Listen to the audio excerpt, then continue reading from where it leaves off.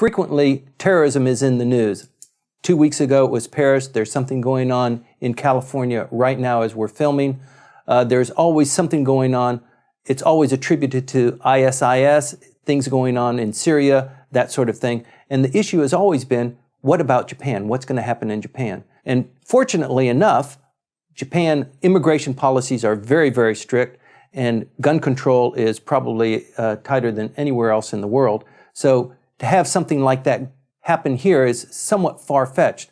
But even one of our favorite ministers of state, Taro Kono, has identified cybersecurity as a real hole in the wall here. It's probably, if they're going to be attacked, it's probably going to be through cybersecurity attacks. Nancy, you were in Okinawa. You attended the cybersecurity, what was it, a conference 2 weeks ago? Yeah, Cyber 3 conference. And of course, Taro Kono was there. And it was clear that was the theme throughout the 3 days, that Japan was very vulnerable on the internet and in cybersecurity. Hasn't really paid attention to it. You have a lot of issues now with the My Number, which is sort of like Social Security. It's already been hacked. I finally got my card. Oh, you got your My Number. Yeah. So that has raised a lot of sort of privacy issues, sort of, and so I think people are worried right now more about right to privacy because they don't quite understand the vulnerability online. Right. But we don't have the infrastructure here in Japan. We could, and I think we need to talk about it openly with the Japanese people so that they have a better sense of it, because it seems like something in the air as opposed to a direct terrorist attack in a cafe or something, which is remote here. It is, there was a survey, though, asking people, could it happen here, a terrorism like in Paris and Beirut recently?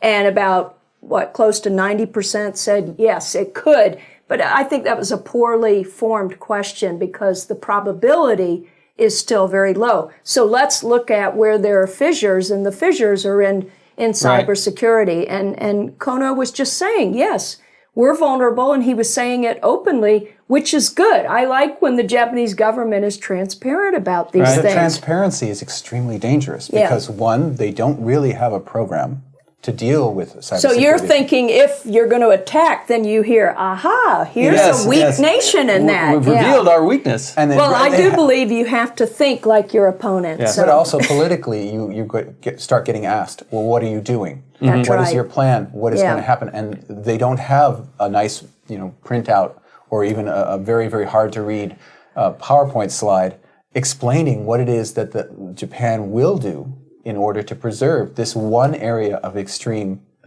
really serious security hole.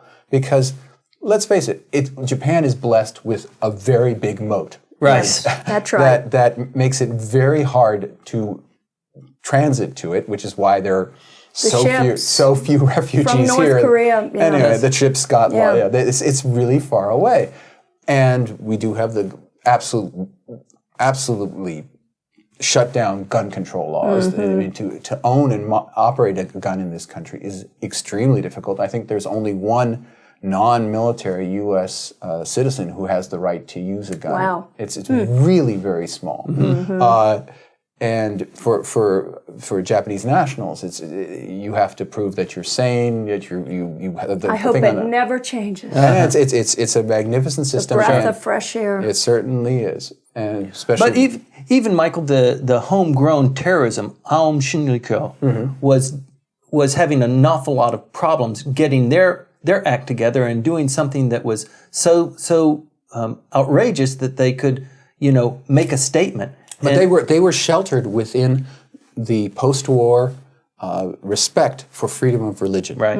If they had been some kind of business, some kind of club or something, or a mosque, they would have been watched. Yeah. But they were an indigenous religion, and with a prominent religious party as the LDP's main and only ally right now, the Komeito, there is not going to be any attempt to further increase the investigative powers of the government vis-a-vis religious organizations. But so that's a special case, and that the homegrown indigenous terrorism was shielded that way.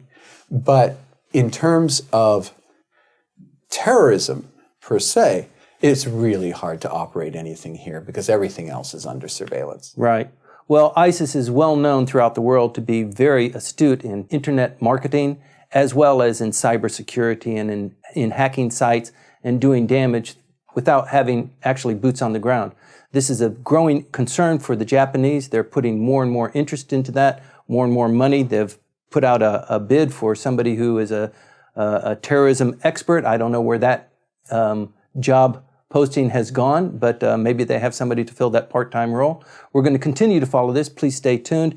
It's an issue of great importance because Japan is typically known as being very weak in cybersecurity. But very safe at the same time. Very safe at the same time. Please stay tuned.